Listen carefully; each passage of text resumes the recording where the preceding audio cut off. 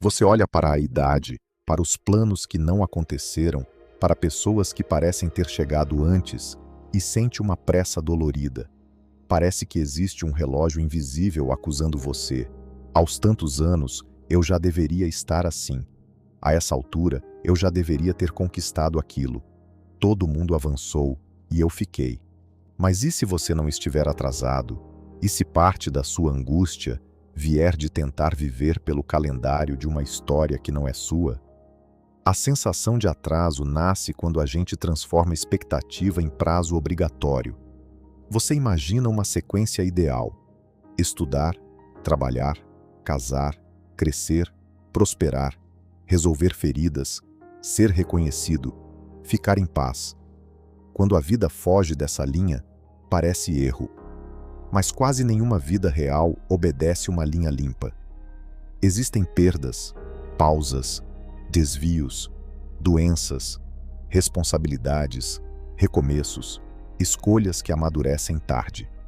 O primeiro movimento é separar comparação de direção. Comparar pergunta: onde os outros estão? Direção pergunta: qual é o meu próximo passo? Comparação cria vergonha. Direção cria movimento. Quando você vive preso ao atraso, usa energia para se acusar em vez de construir. E a acusação constante não acelera a vida. Muitas vezes, ela paralisa ainda mais. O segundo movimento é entender que cada pessoa carrega um bastidor diferente. Você vê o resultado do outro, mas não vê o preço, a ajuda, os privilégios, as perdas, as renuncias, as crises. E mesmo que a pessoa realmente esteja em uma fase bonita, isso não prova que você falhou. A vida não é uma fila única onde quem chega depois perde valor. Uma cena simples: alguém da sua idade anuncia uma conquista e você tenta sorrir, mas por dentro sente um aperto. O problema não é a alegria do outro. O problema é a frase que surge em você: eu deveria estar lá também. Talvez essa frase precise ser questionada. Quem disse? Com base em que caminho? Considerando que história, que recursos, que dores, que responsabilidades. O terceiro movimento é olhar para o tempo que você chama de perdido. Talvez alguns anos tenham sido duros. Talvez você tenha se confundido, insistido em lugares errados, se deixado para depois. Mas nem todo tempo difícil é inútil. Algumas fases ensinam discernimento, outras ensinam limite, outras mostram o que você não quer repetir. Isso não romantiza sofrimento, mas impede que você transforme sua história inteira em desperdício. O quarto movimento é trazer a fé sem usar frase pronta. Dizer "está tudo no tempo de Deus" pode confortar algumas pessoas, mas também pode soar vazio quando a dor do atraso é grande. Talvez seja melhor dizer com humildade: eu não entendo todos os tempos, mas posso parar de me condenar pelo calendário dos outros. Talvez exista um amadurecimento acontecendo em áreas que ainda não viraram resultado. Talvez o tempo certo não seja passividade, mas o encontro entre preparo, caminho e passo possível. O quinto movimento é perceber que pressa pode fazer você escolher mal. Quando se sente atrasado, você aceita qualquer relacionamento para não ficar sozinho, qualquer oportunidade para provar que venceu, qualquer caminho que pareça rápido. Mas uma decisão tomada para calar vergonha pode custar caro. Às vezes, respeitar o próprio tempo não é lentidão, e proteção contra escolhas desesperadas. A virada emocional acontece quando você entende que sua vida não precisa compensar tudo de uma vez. Você não precisa correr como se estivesse devendo anos ao mundo. Pode reconhecer o que doeu, lamentar o que passou e, ainda assim, construir a partir de hoje com dignidade. O atraso deixa de ser identidade e vira apenas uma sensação que precisa ser acolhida e examinada. Nos próximos 7 dias, faça uma prática de escrita. Escreva: em relação a quem eu me sinto atrasado, que parte da história dessa pessoa eu não conheço? Qual passo seria fiel à minha fase real? Essa prática ajuda porque quebra o poder da comparação vaga e devolve contexto. A segunda prática é escolher uma ação pequena que honre seu tempo atual. Não o tempo ideal, o atual. Se você está recomeçando, comece pequeno.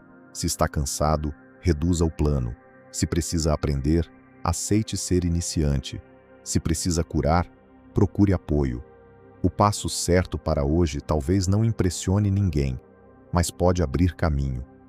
Talvez você descubra que não estava atrasado, estava amadurecendo em silêncio, ou talvez algumas coisas realmente tenham demorado.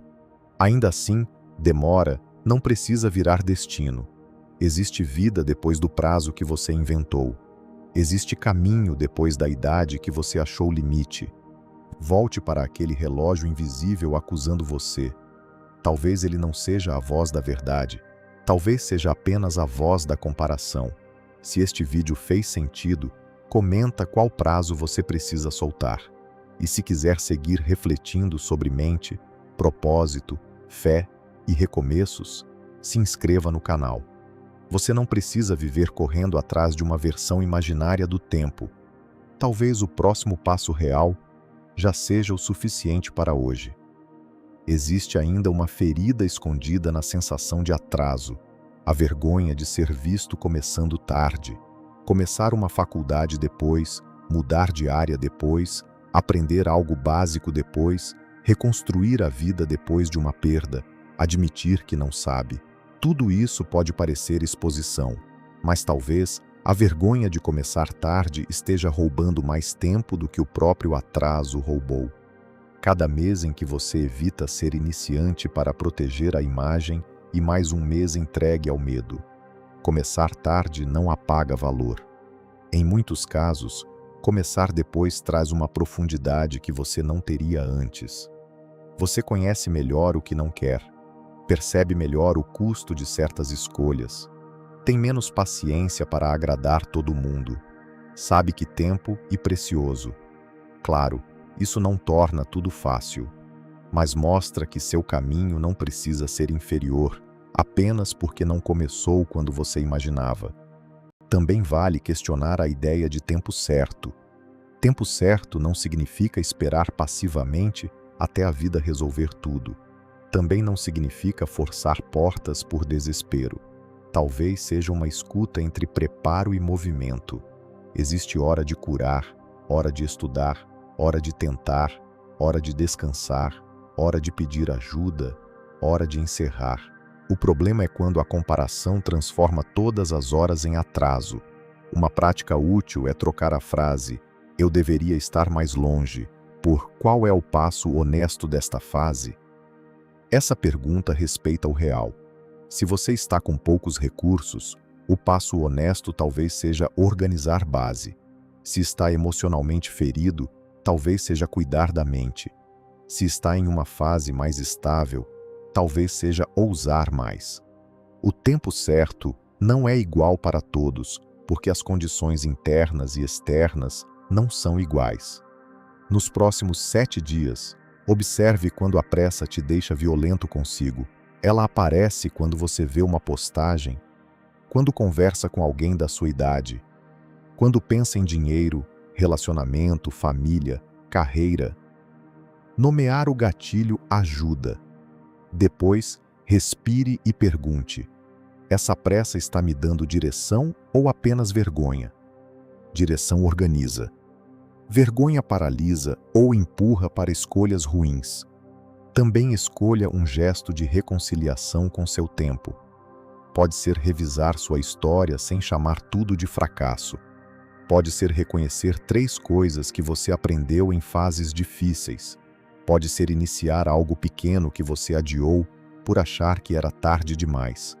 O gesto importa porque tira você do tribunal do passado e coloca no campo da vida atual. Talvez você tenha perdido oportunidades. Talvez algumas não voltem do mesmo jeito. Isso dói e merece verdade. Mas ainda assim, uma oportunidade perdida não significa uma vida encerrada. O tempo que resta não precisa ser vivido como compensação desesperada. pode ser vivido como construção consciente. É uma vida consciente. Mesmo começando depois, pode ter mais alma do que uma vida inteira corrida no piloto da comparação. Também existe uma pressão de transformar o futuro em recuperação do passado, como se você precisasse viver duas vidas ao mesmo tempo para compensar a que não viveu. Isso pesa demais. Uma vida guiada por compensação raramente descansa, porque sempre parece devendo. Talvez a pergunta mais amorosa seja: se eu parasse de tentar pagar uma dívida imaginária com o tempo, como eu escolheria o próximo passo? Essa pergunta pode revelar desejos mais simples e mais verdadeiros. Talvez você queira construir estabilidade, não provar sucesso.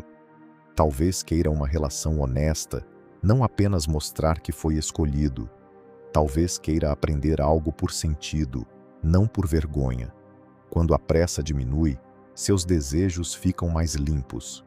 E desejos limpos costumam criar decisões melhores. Outra coisa, algumas fases que parecem atraso são, na verdade, reconstrução de base. Por fora, ninguém vê grande conquista.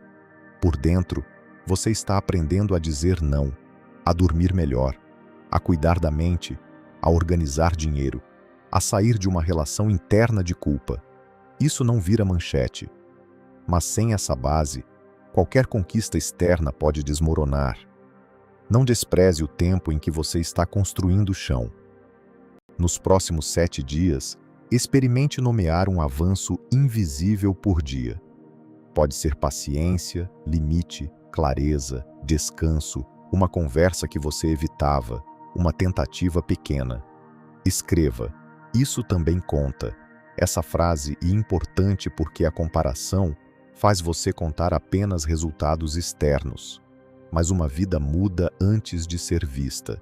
E se alguém perguntar por que você ainda não chegou onde queria, você não precisa transformar sua história em defesa. Pode responder com simplicidade: estou construindo. Essa frase não explica tudo, mas preserva a dignidade. Você está construindo, mesmo que devagar, mesmo que depois, mesmo que ninguém entenda todo o caminho. E construir ainda é movimento. Mesmo quando parece lento, mesmo quando ninguém aplaude, mesmo quando você está apenas colocando ordem no que ficou espalhado. Isso também conta, e muito.